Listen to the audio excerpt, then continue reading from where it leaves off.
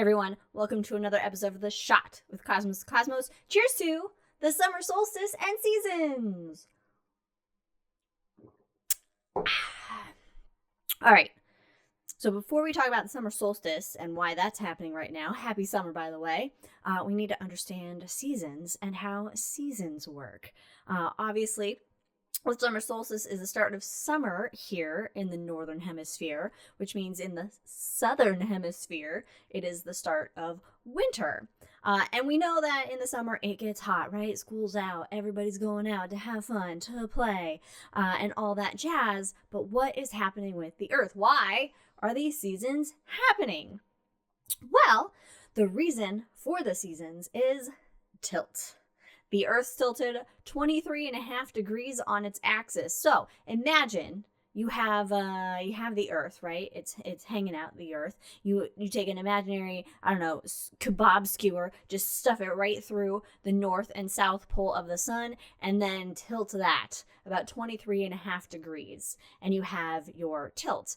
By the way, the tilt happened because a big Mars-sized object called Theia, about 4.5 billion years ago when the solar system was forming, slammed into the Earth, and those bodies merged together, kind of recombined, and these extra little pieces that broke off and are part of Theia and the Earth came together and formed our moon. But that big impact basically caused the Earth to go boop a little bit instead of being 180 degrees straight. So what happens now is as the Earth orbits around the sun, that tilt basically causes the northern hemisphere and the southern hemisphere to get different amounts of sunlight, aka heat, aka energy, throughout the year.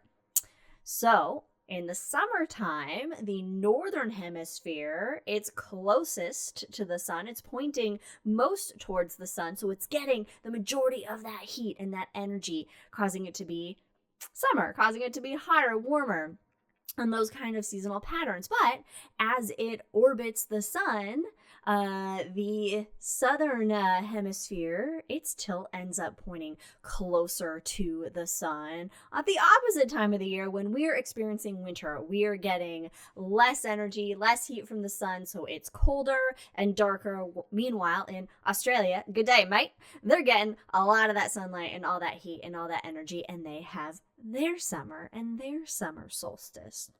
And around June 20th and 21st every year, the summer solstice basically signifies when you have maximum tilt.